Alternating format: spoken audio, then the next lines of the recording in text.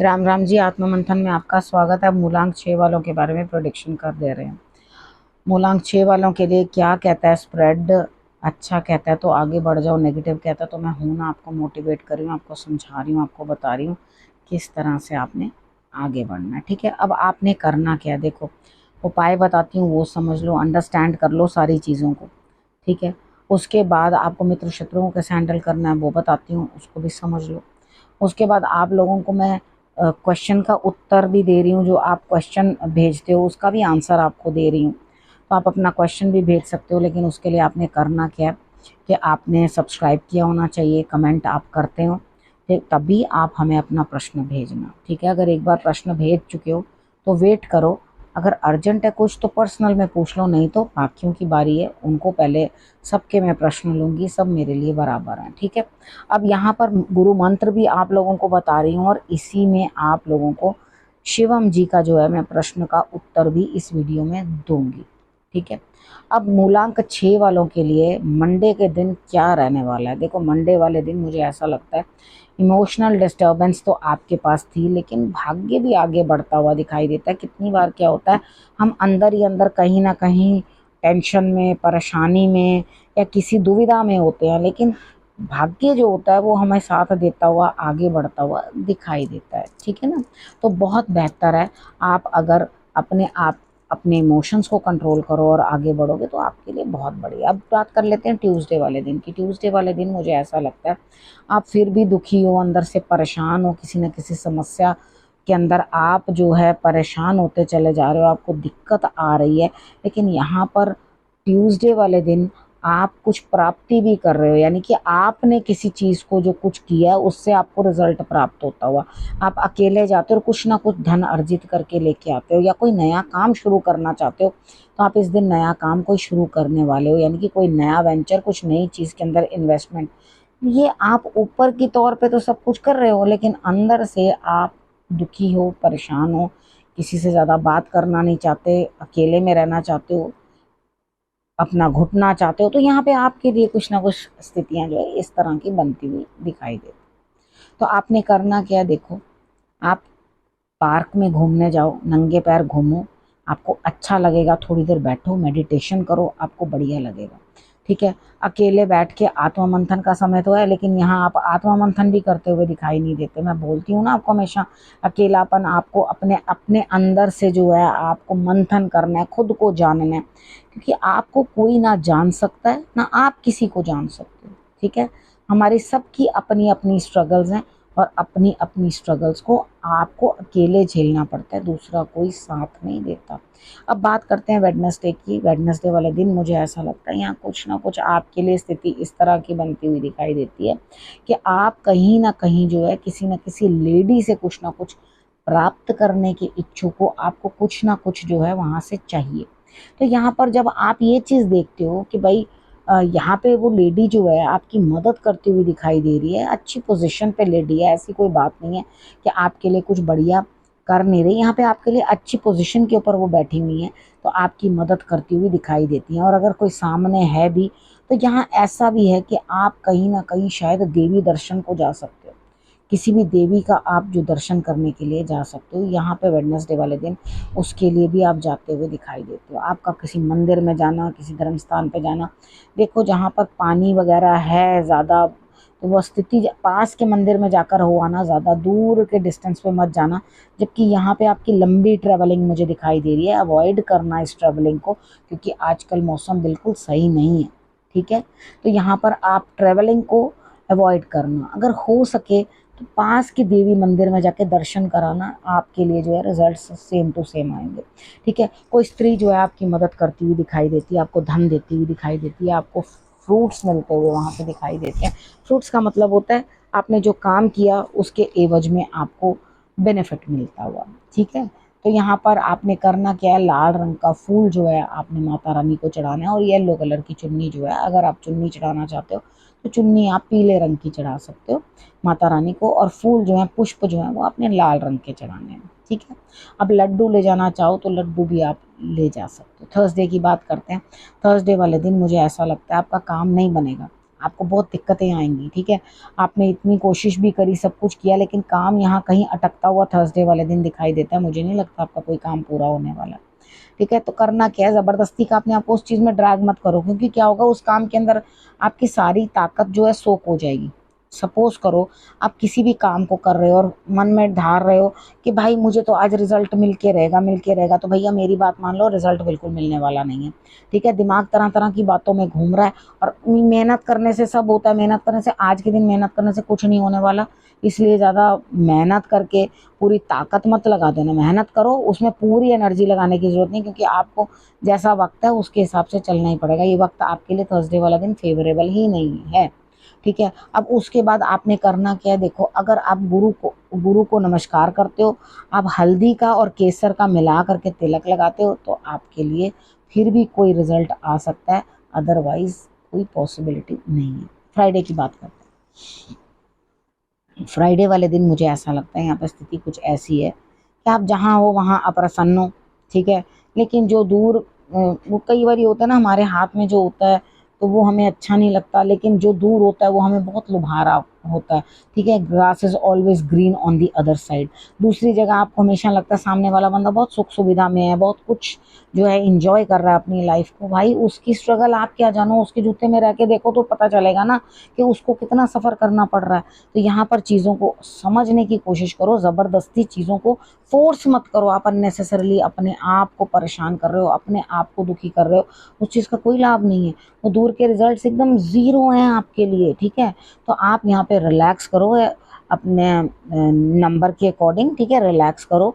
आप फ्राइडे वाले दिन मूलांक 6 जो है रिलैक्स कर रहा है, जीवन के सुख भोग रहा है और मज़े कर रहा है, तो दिक्कत क्या है, क्यों उदास होना रोज़ के रोज़। ठीक है, जब एंजॉय कर रहे हो लाइफ को, रिलैक्स कर रहे हो, तो मस्त रहो। ठीक है ना।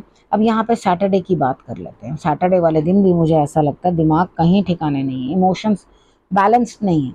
तो अपने इमोशन को बैलेंस करने का ये बहुत सही समय है। सावन का महीना जो है बहुत सही समय होता है। ठीक है, अब सैटरडे की बात कर लेते हैं। सैटरडे वाले दिन मुझे ऐसा लगता है कोई है, आपका दिमाग घूम रहा है, आप कहीं ना कहीं से कुछ पैसे का अरेंजमेंट करने के चक्कर में हो, कि कहीं ना कहीं से कुछ पैसा अरेंज हो, कहीं ना कहीं से कुछ प्राप्ति हो।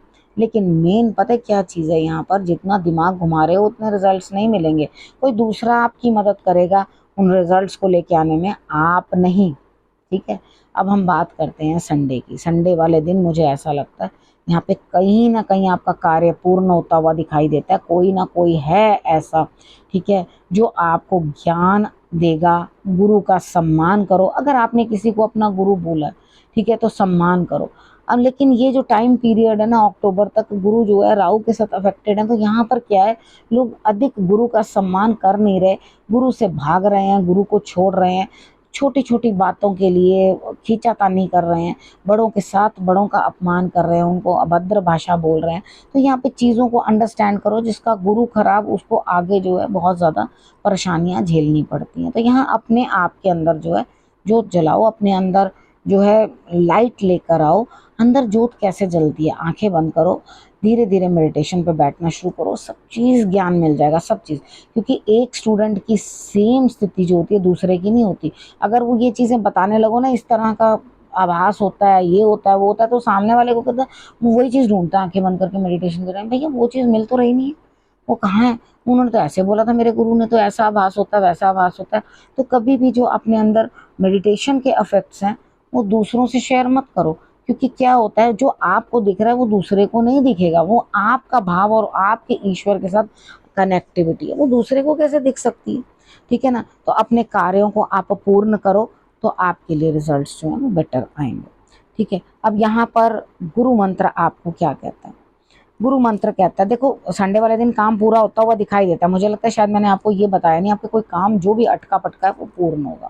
ठीक है, अब गुरु मंत्र की बात कर लेते हैं। देखो एक, अब यहाँ पे कार्ड्स भी यही कहते हैं कि यहाँ पे वो बोल रहे हैं कि अपने आप का तालमेल, यानी कि दिल और दिमाग का जो तालमेल है उसको बढ़िया बना के रखो। और जो सच्चा लीडर होता है ना, उसके अंदर वैसे जैसे क्वालिटीज होती हैं, तो लीडर को क्या करना पड़ता है, लीडर को आगे लीड भी करना पड़ता है। भाई सबसे आगे चलेगा तो वही कोप का भी भाजन है लोगों का।